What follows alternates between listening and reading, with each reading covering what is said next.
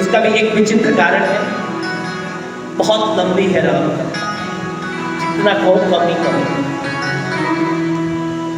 क्या 14 वर्ष विचार करो, जब भरत ने भी राज नहीं किया इस पर अवध पे और राम वनवास चले गए, तो क्या गद्दी खाली रही? क्या गद्दी खाली रही? ना ना, कहा गद्दी पर 14 वर्षों तक कौन बैठी? ताड़का बैठी, जिस ताड़का का प्रभु ने उद्धार कर दिया, अर्थात अधर्म। कैसे? राजा दशरथ को आंखें छेदने का बहुत ज्यादा शौक था। जिस प्रकार केकई ने एक बार प्राण बचाए थे, ऐसे ही ताड़का ने भी एक बार दशरथ के प्राण बचाए थे और कहा था, मांग क्या चाहिए तुझे? कहा तुम कहाँ के राजा हो? कहा मैं अवध का राजा दशरथ हूँ, चक्रवर्ती सम्राट दशरथ हूँ। तो प्रभु कैसे राजगद्दी संभालते हो? क्या कभी ये राजगद्दी संभालने का अवसर मुझे भी मिलेगा? कहा हाँ, तेरी यही इच्छा कि 14 वर्ष मुझे चाहिए, 14 वर्ष।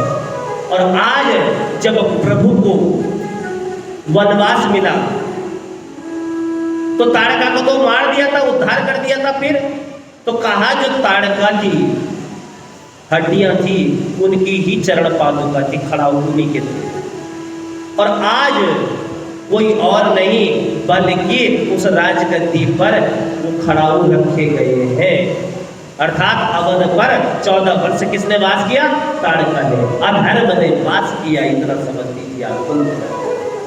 और 14 वर्ष में जितने दिन होते, अवध में किसी ने अपने पैरों पर जूते नहीं पहने, चप्पल नहीं पहने भैया, किसी ने अपने घर में बंधनवार नहीं बांधा, किसी ने अपने घर में मंगल गान नहीं गाया। क्यों? जब राम नहीं तो मंगल किस बात का? और यहाँ तक कि किसी ने अपनी बेटी का विवाह तक नहीं किया, क्योंकि बेटी का विवाह करेंगे तो मंगल गान गाना पड़ेगा। और जब राम नहीं तो किस बात का मंगल? जब राम नहीं तो किस बात मंगल भैया? और आज भगवान ने पर्णकुटी बनाई और पर्णकुटी पर निवास करने लगे। पर्णकुटी में सुपर्णखा भी आई, भगवान ने नाक और कान भी काट कर भेज दिया उसे। सुपर्णखा किसकी बहन है? रावण की। और इसके पति का नाम था विद्युत जीवा। रावण ने ही इसे कर दिया था उद्धार। रावण की 2 माताएं थी। बड़ी माता के पुत्र है कुबेर, जो कैलाश पर्वत पर विराजमान है, कैलाश पर्वत पर रहते हैं, जिनका बगीचा बड़ा सुंदर बगीचा है, सुंदर बगीचा। और रावण की दूसरी माता के 3 पुत्र हैं और 1 पुत्री। सबसे बड़े रावण, कुंभकर्ण, और फिर क्या? सुपर्णखा, और सबसे छोटे हैं विभीषण। ठीक है। रावण अपनी बहन सुपर्णखा का विवाह विद्युत जीवा से कर दिया था और विद्युत जीवा को ही रावण ने बाद में मारा। आज सुपर्णखा ने राम जी के सौंदर्य को देखा और भेष बदलकर पद्म सुंदर ही बनकर आ गई श्रृंगवेरपुर में। जैसे ही भगवान राम के पास पर्णकुटी में पहुंची, मेरे सुंदर, मेरे रघुवर का स्वभाव कि रामचंद्र परांदारा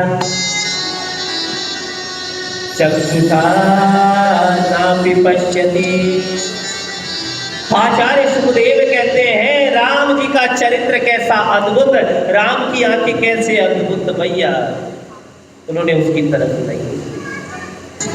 सुपर्णखा भेष बदल कर आ गई और आज कभी राम के पास, राम लक्ष्मण के पास भेजे और अंततः भगवान ने क्या?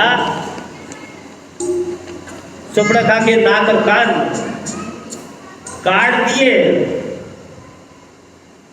और जब आज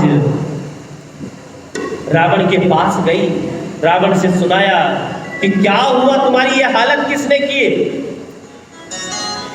उससे पहले खरदूषण का भी भगवान ने उद्धार कर दिया, बड़ा भयंकर युद्ध हुआ, खरदूषण गए। अब ऐसी परिस्थिति बनी कि रावण ने मारीच से कहा कि जाओ स्वर्ण का मृग बनकर, और माता जानकी रावण का हरण कर लिया। आज भैया लक्ष्मण जी को राम की सुरक्षा के लिए माता जानकी ने भेजा। ये प्रसंग बहुत सुंदर है, सब जानते हैं। लेकिन रावण जब भिक्षा दे रहा था, ध्यान देना, उस समय वो संत था, लेकिन माता जानकी का हरण जब किया तब वो राक्षस बन गया था। संत बनकर रावण ने हरण नहीं किया, राक्षस बनकर ही हरण किया। क्यों? कि यदि ऐसा करूंगा तो संत के चरित्र पर कलंक लग जाएगा। इसलिए रावण ने जब हरण किया, राक्षस के रूप में हरण किया, और भिक्षा किसके रूप में मांगी? संत के रूप में। तो जिनके दिमाग में संत चल रहा हो वो दिमाग से इस बात को हटा दे। बोलो राधा रमण लाल की। उसके बाद जटायु से